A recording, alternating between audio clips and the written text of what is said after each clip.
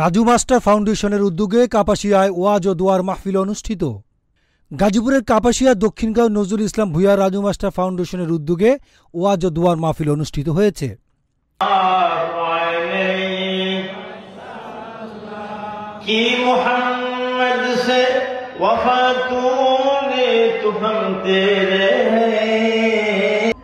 আমার ভাইয়েরা, অতএব কালিমা পড়ে আমরা প্রতিটি মুসলমান দুই কাঁধের মধ্যে যা কিছু আমল করছি সব কিছু অনবরত আমার আল্লাহ দুই কাঁধের মধ্যে ছোট্ট দুইখানা মেমোরি কার্ড দিয়ে দিয়েছেন। এই মেমোরি কার্ডের মধ্যে আমার আল্লাহ সমস্ত আমল নামাগুলোকে তুলছেন।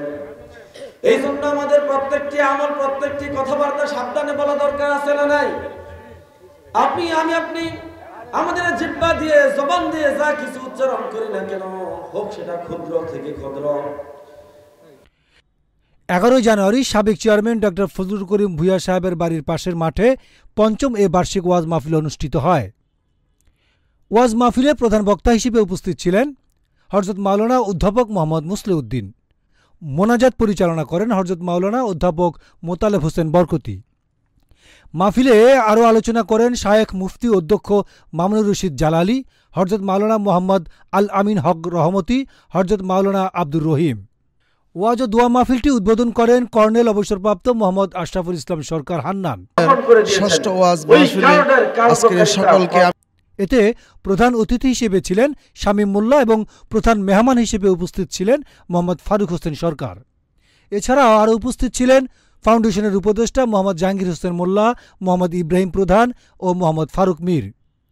আরও উপস্থিত ছিলেন স্থানীয় ইউপি সাবেক মেম্বার রেজাউল করিম কাজল। এলাকার হিসাবে বা সাবেক মেম্বার হিসাবে আমি এই কাজকে সাধুবাদ জানাই। বক্তাগণ বলেন, কুরআন হাদিস হতে বিচ্ছিন্ন হওয়ার ফলে সারা বিশ্বে বেহায়াপনা চলছে এবং বিভিন্ন ধরনের আপদ বিপদ ঘটছে।